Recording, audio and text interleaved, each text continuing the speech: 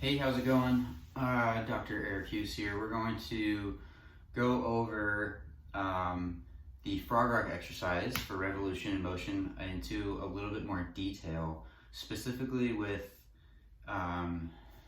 the cue of pressing your pubic bone in the ball as well as foot position. What this does is help improve that alignment between your hips, knees, and feet, as well as allows you to hollow your abs, relax your low back, so on and so forth. So let's go ahead and get into it. I'll talk about the main cues for frog rock and then get into the individual cues that I want to focus on. So, right, we got our ball here. You're gonna stand behind your ball, squat into your ball with your pubic bone in contact. You're gonna be on all 10 of your toes, draping the rest of your body over the ball, chin and nose touching the ball as well. From here, you're gonna gently press off your feet. Cushion yourself in your hands, wrists, elbows, shoulders, letting your head lengthen, dangling your head down towards the ground. Press off your hands and cushion yourself back on your feet. Ankles, knees, and hips. Again, continue to press your pubic bone in the ball. Forward and back. Okay. So with this exercise, let me scoot back a little bit. The first thing we want to do is emphasize that contact of our pubic bone on the ball.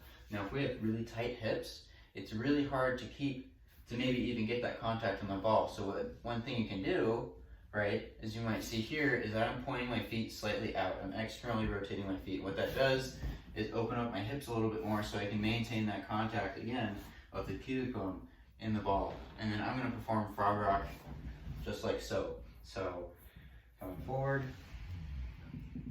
and back. So a little bit less emphasis on our foot tracking relative to our knees and hips, but you're able to still get that great stretch, fascial remodeling and mobilization through the pelvic floor and the low back and spine.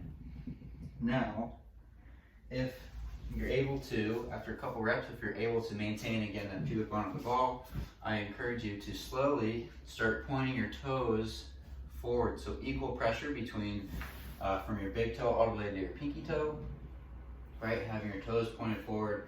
You're gonna immediately notice this wrapping sensation around your ankle, to your knee, and your hip, right? And again, continue to press your pubic bone on the ball. This is gonna be it can be a much more difficult position to maintain that contact of the pubic bone on the ball, but now we're focusing again on that foot, knee, hip tracking. So again, forward, and then as I come back, I like to land with my big toe and then try and get all the other 4 toes tracking. Again, equal pressure from my pinky toe to my big toe and forward.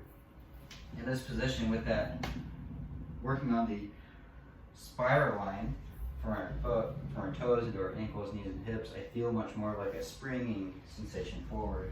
Almost like you're loading through the toes and pelvic floor, and then you can't do anything but rock forward. Just like so. So in terms of a rep and set scheme, I recommend doing the first variation, right? Those toes pointed out, focusing on the pubic bone of the ball for about 2 or 3 minutes. And then slowly see if you can get your toes pointed forward, right? Increasing that wrapping sensation and performing that for about 2 or 3 minutes. So those are the variations in frog rock. Enjoy.